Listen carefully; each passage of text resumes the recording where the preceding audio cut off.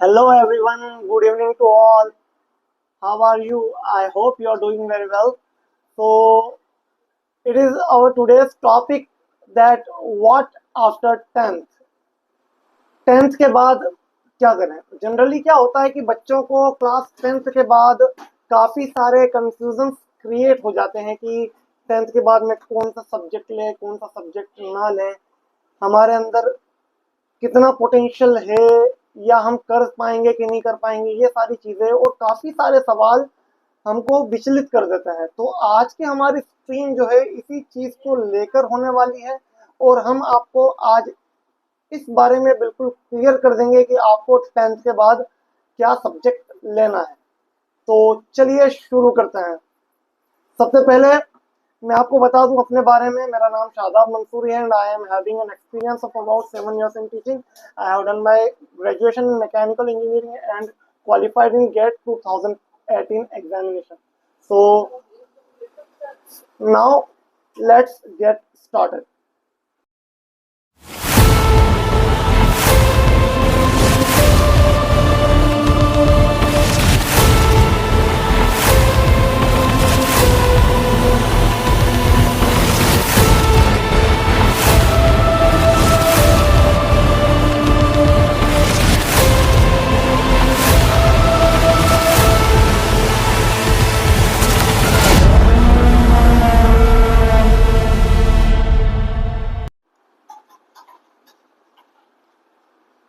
तो स्टूडेंट्स, जैसा कि आप सभी देख पा रहे हैं कि सबसे पहला जो हमारा टॉपिक है वो है इम्पोर्टेंस ऑफ स्ट्रीम सिलेक्शन।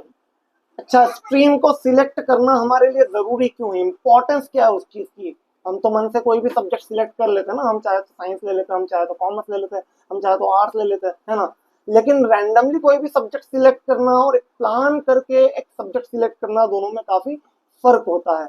तो सबसे पहली चीज हमको सब्जेक्ट सिलेक्ट करते वक्त जो ध्यान में रखना है कि हमारा फ्यूचर क्या होने वाला है, ठीक है। तो चूंकि सब्जेक्ट सिलेक्शन के लिए कुछ इंपॉर्टेंट पॉइंट है हमारे पास, यहाँ 5 पॉइंट्स जनरली हम शो कर रहे हैं यहाँ पर, है ना। सबसे पहला पॉइंट है कि ये जो है हमारे करियर को शेप करता है, ठीक है। अगर हमने सोच समझ कर सब्जेक्ट लिया है तो हमारा करियर जो है ब्राइट होने के चांस बढ़ जाते हैं। दूसरा यह है कि जो हम सब्जेक्ट सिलेक्ट करते हैं वो अगर हमारी स्ट्रेंथ और हमारी इंटरेस्ट के साथ मैच करता हो तो हमारे लिए काफी बेनिफिशियल होता है। और इसी को ध्यान में रखते हुए हम जो भी कॉम्पिटिटिव एग्जाम्स हमारी लाइफ में आने वाली है उसके लिए पहले से प्रिपेयर हो सकते हैं, ठीक है ना। उसके बारे में नॉलेज ले सकते हैं, क्या उसका कट ऑफ होता है, क्या क्या हमारे पास फ्यूचर पॉसिबिलिटीज है, सारी चीजें हम यहाँ से सीख सकते हैं सब्जेक्ट सिलेक्शन के टाइम पर, ठीक है ना। और बाद में किसी तरह का हमको पछतावा नहीं होता अगर हम अपनी चॉइस का सब्जेक्ट ले लेते हैं, सोच समझकर निर्णय लेते हैं, सोच समझकर सिलेक्शन करते हैं सब्जेक्ट का, तो हमको बाद में किसी तरह का पछतावा नहीं होता। और लास्ट बट नॉट लीस्ट कि हमारे अंदर है ना एक अलग ही कॉन्फिडेंस बिल्ड हो जाता है जिससे हमारा फोकस बना होता है, ठीक है। तो ये था हमारा सब्जेक्ट सिलेक्शन का इंपॉर्टेंस कि ये हमारी लाइफ में क्यों जरूरी है, स्ट्रीम का सिलेक्शन किस लिए जरूरी होता है, ठीक है। आगे चलकर हम जब देखते हैं तो हमको क्या चीजें अपने दिमाग में रखना है जब हम सब्जेक्ट को सिलेक्ट करें। तो सबसे पहली जो चीज है वो है हमारा इंटरेस्ट और हमारी स्ट्रेंथ।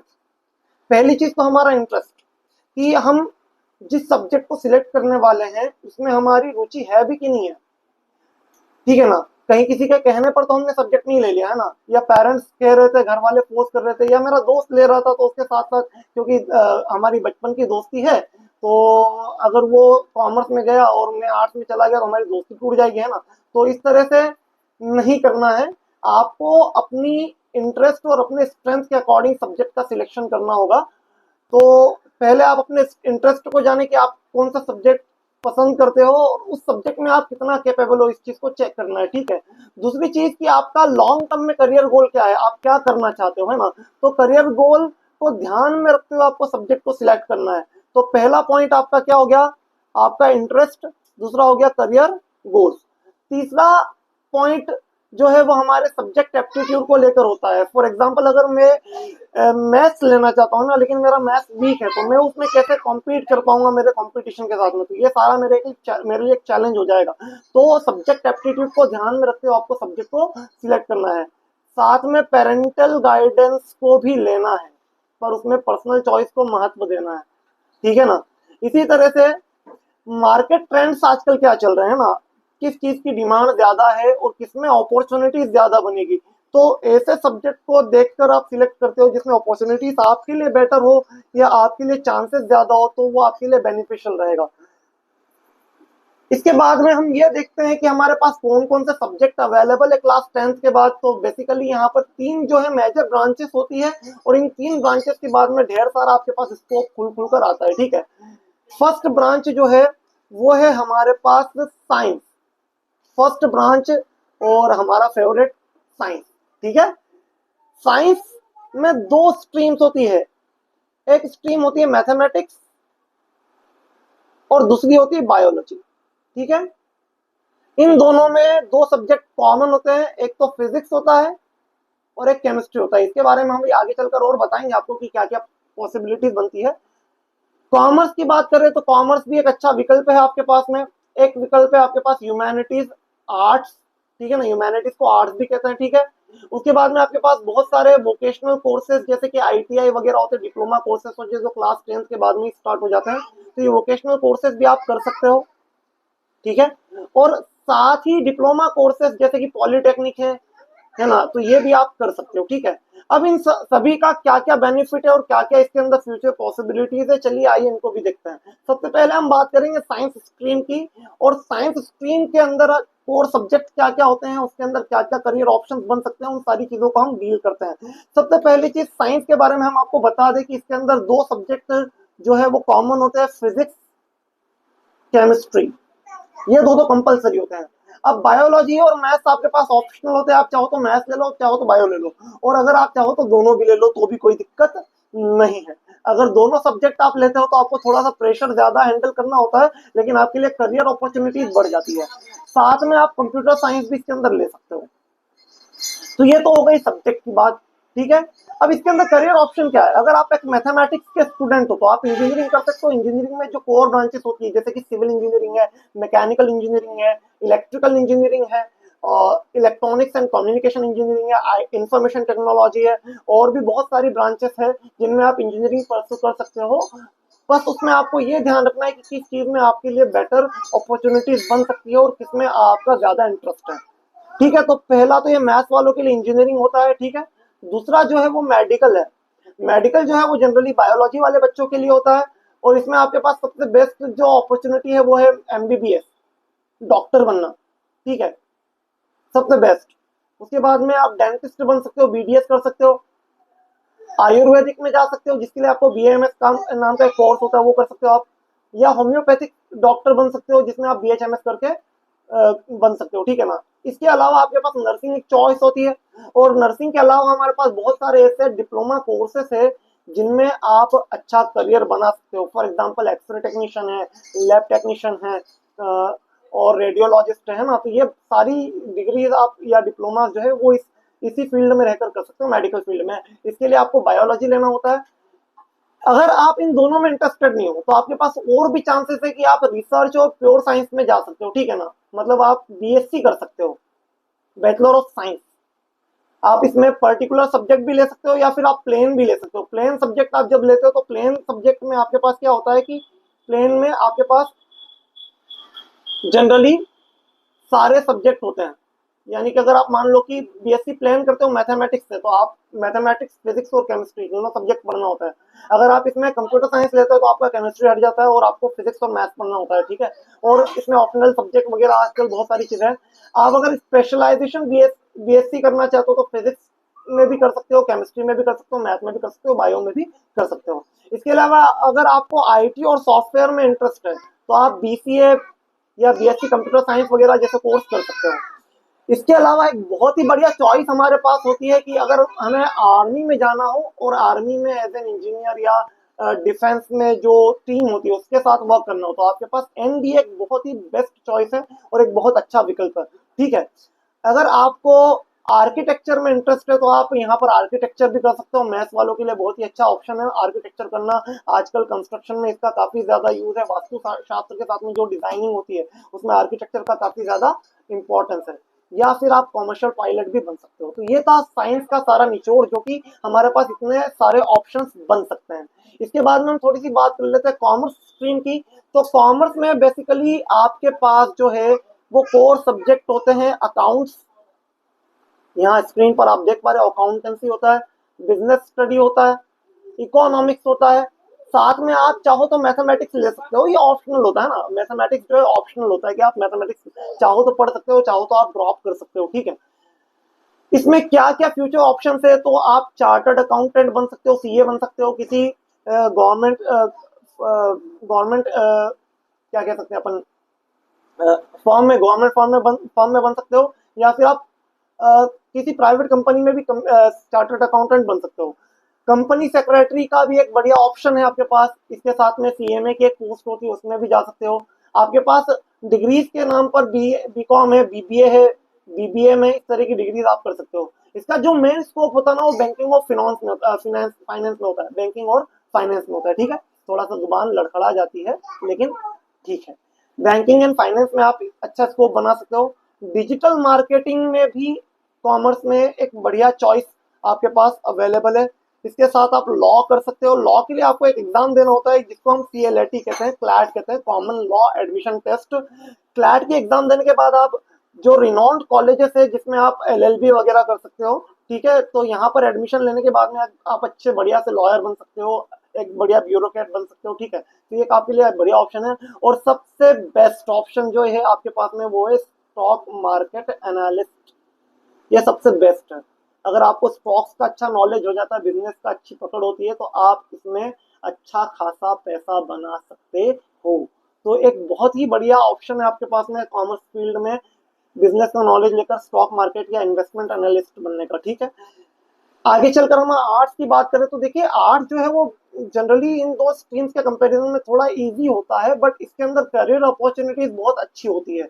इसमें गवर्नमेंट जॉब के chances as compare to other branches जो है वो थोड़े से बढ़ जाते हैं अगर आपका प्रिपरेशन सही हो तो सबसे पहला जो इसके अंदर ऑप्शन है वो आपके पास सिविल सर्विसेज का है। पहले हम सब्जेक्ट की बात करें तो इसमें आपको history, political science, geography, psychology, sociology, economics और इंग्लिश, ये सब्जेक्ट के साथ डील करना होती है, ठीक है ना। इनमें से कोई 3 सब्जेक्ट जनरली आपके कोर सब्जेक्ट बनते हैं आपके क्लास 11th और 12th में, जो कि स्कूल बाय स्कूल वेरी करते हैं। अगर मैं इसमें करियर ऑप्शंस की बात करूं तो सिविल सर्विसेज एक बहुत ही बढ़िया विकल्प है। वैसे सिविल सर्विसेज जो है वो सभी स्टूडेंट्स दे सकते हैं, चाहे वो मैथ्स से हो, चाहे वो बायो से हो, चाहे वो कॉमर्स से हो, चाहे वो ह्यूमैनिटीज से हो, या फिर चाहे किसी और ब्रांच से हो, सिविल सर्विसेज सबके लिए है, एक ऑप्शन है। बस इसमें ग्रेजुएशन चाहिए, इसमें ग्रेजुएशन होना चाहिए, ठीक है, ग्रेजुएशन किसी भी सब्जेक्ट में। इसके बाद में जर्नलिज्म एक बढ़िया ऑप्शन है। अगर आपको पब्लिक स्पीकिंग या मास कम्युनिकेशन में इंटरेस्ट है, जर्नलिज्म आपके पास एक बढ़िया ऑप्शन हो सकता है जिसमें आप न्यूज एंकर बन सकते हो, ठीक है। लॉ का एक जो ऑप्शन है वो आपके लिए भी अवेलेबल है, कॉमर्स वाले भी कर सकते हैं, आप भी कर सकते हो। सोशल वर्क में जैसे कि एनजीओ वगैरह है, ये आप रन करना चाहो तो कर सकते हो, ये बढ़िया ऑप्शन बनता है आपके पास एक, ठीक है ना। तो सोशल वर्क के लिए आपके पास डिग्रीज जो BSW MSW की डिग्रीज होती है, bachelor of social work, masters of social work, है ना। इसी तरह से आप साइकोलॉजी और काउंसलिंग वाली फील्ड में जा सकते हो।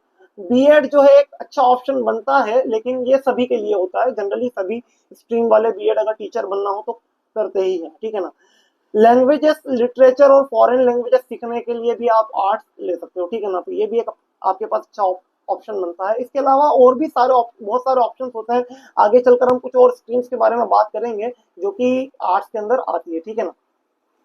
तो अब आते हैं हमारे फोर्थ वाले कैटेगरी के अंदर। इसमें हमने दोनों कैटेगरीज को इंक्लूड कर लिया, जिसमें vocational courses plus diploma courses को इंक्लूड कर लिया हमने, है ना।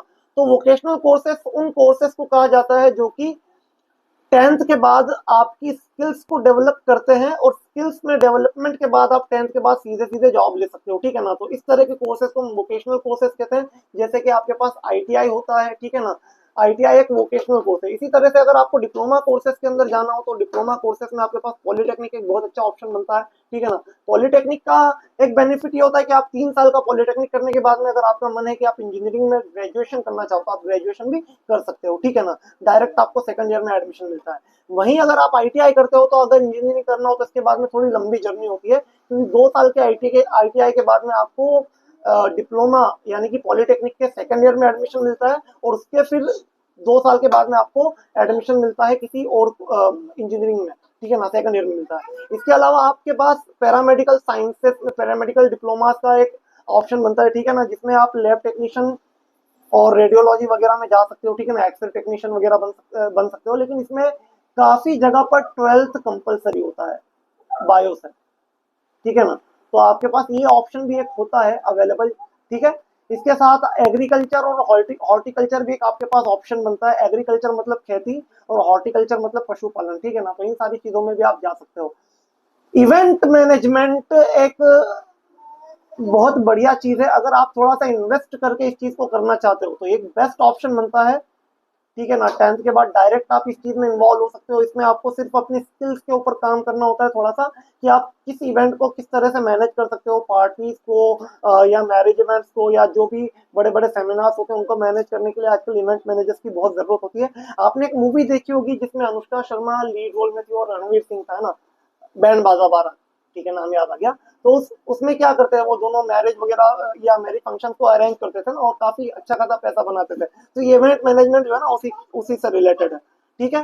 हॉस्पिटैलिटी एंड टूरिज्म, यानी कि आप एयरपोर्ट्स वगैरह पर या टूरिज्म में भी जा सकते हो, ठीक है ना। एयरपोर्ट में हॉस्पिटैलिटी के कोर्स होते हैं कि आपको जो भी गेस्ट वगैरह उनको अटेंड करना होता है, ये सारी चीजें इसके अंदर आती है, ठीक है ना। तो without any further delay we will move to our next topic, ठीक है।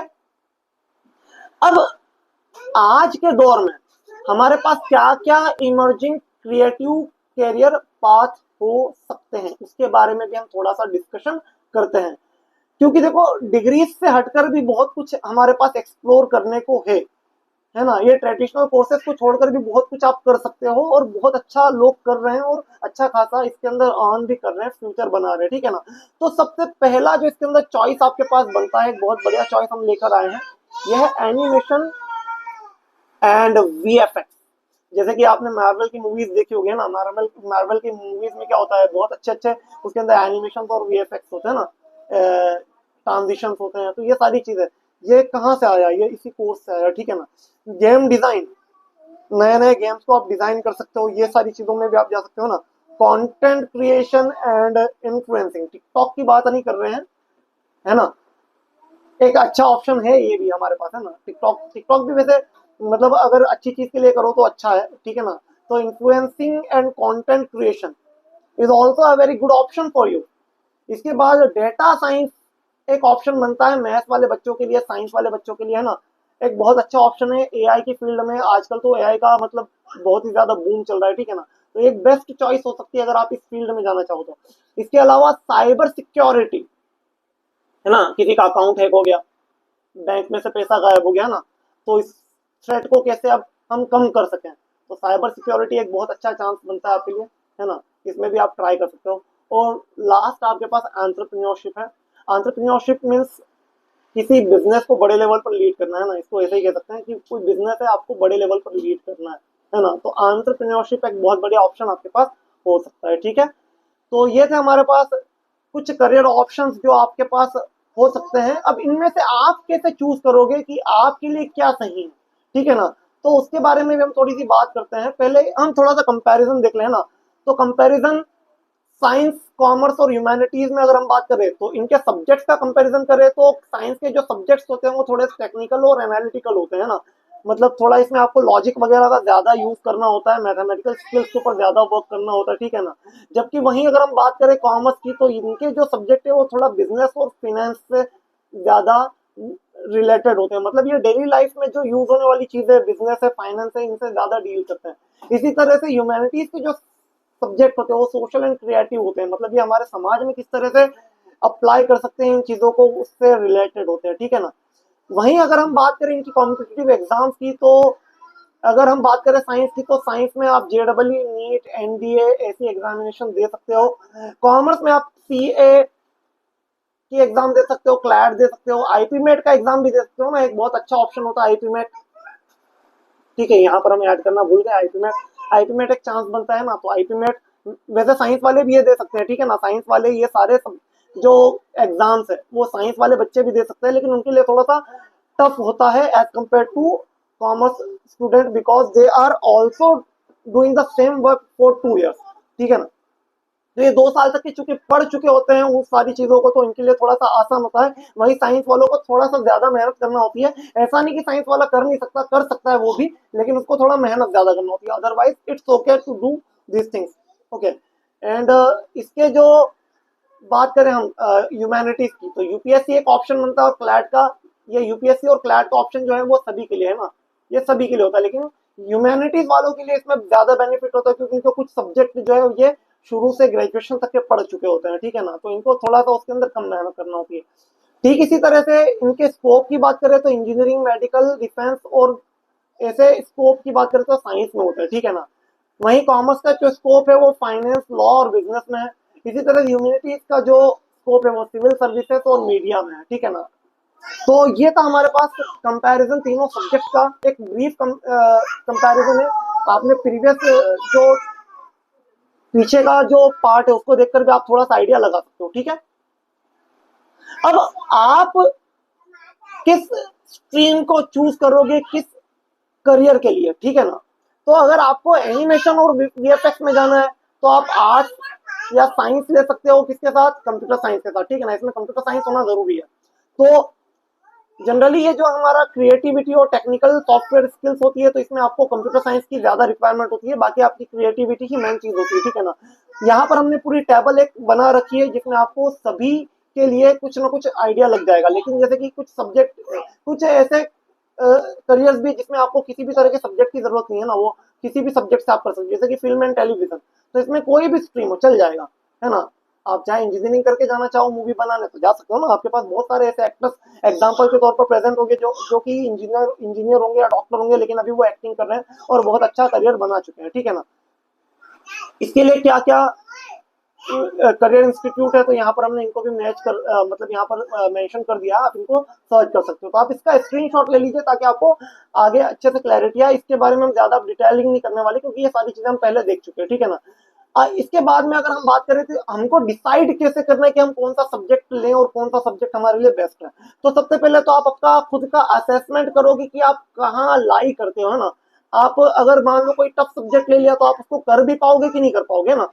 तो एक आपको खुद का सेल्फ असेसमेंट करना है, खुद का एप्टीट्यूड टेस्ट लेना है। ठीक है, उसके बाद में फिर भी आपसे बात नहीं बनती है तो आप करियर काउंसलर से गाइड ले सकते हो कि भाई मैं क्या कर सकता हूँ। ठीक है ना, जैसे कि हमने यहाँ पर वीडियो बनाकर डाल दिया। ठीक है, तो इसी तरह का कुछ होता है करियर काउंसलर का भी। ठीक है, इसी तरह से अगर हम बात कर रहे हैं कि इसके बाद भी आपको कुछ समझ में नहीं आ रहा, तो आप डिफरेंट डिफरेंट वर्कशॉप जो है ऑनलाइन भी होती है, ऑफलाइन भी होती है, इनको भी अटेंड कर सकते हो, जो कि करियर को लेकर काफी ज्यादा मोटिवेट करती है। ठीक है ना, इसी तरह से अगर आपको और कोई क्राइटेरिया के ऊपर ध्यान देना है तो वो फ्यूचर डिमांड और सैलरी ट्रेंड्स को ध्यान में रखते हुए किसी भी सब्जेक्ट को आप डिसाइड कर सकते हो कि फ्यूचर में किस चीज का ज्यादा स्कोप होने वाला है। वैसे तो सभी चीजों का स्कोप कहीं ना कहीं बैलेंस्ड होता है, लेकिन अचानक से किसी चीज में बहुत ज्यादा उछाल आ जाता है तो काफी ज्यादा डिमांड बढ़ जाती है। तो आप इस चीज को ध्यान में रखते हुए थोड़ा सा प्रेडिक्ट कर सकते हो कि आपके लिए क्या बेस्ट रहेगा।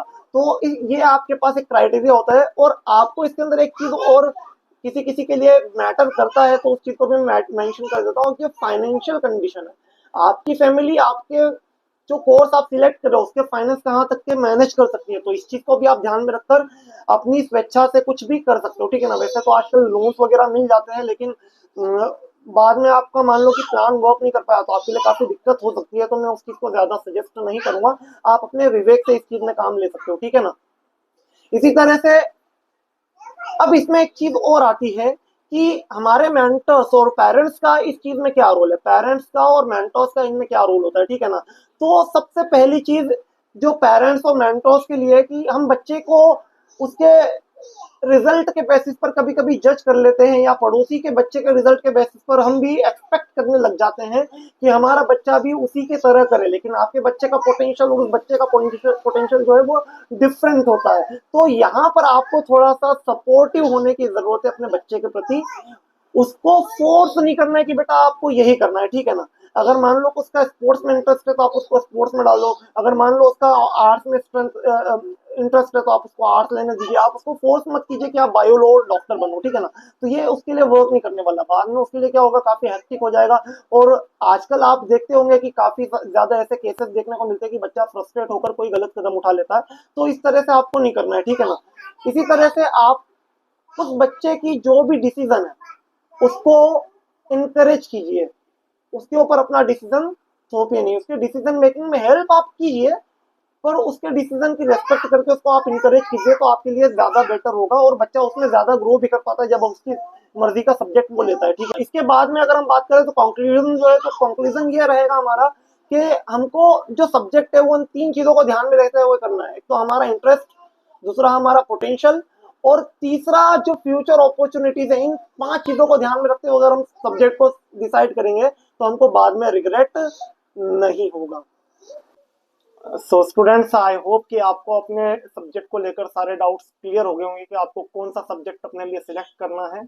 और I hope you will do very well in your future. All the very best. अगर आप हमारे चैनल पर नए हैं तो हमारे चैनल को प्लीज सब्सक्राइब कर लीजिए। अगर आपको वीडियो पसंद आया तो इसको लाइक कीजिए, शेयर कीजिए, और मैक्सिमम से मैक्सिमम स्टूडेंट्स तक इस बात को पहुंचाने की कोशिश कीजिए ताकि वो भी अपने करियर को सही एक पाथ या सही डायरेक्शन दे सकें। Thank you very much.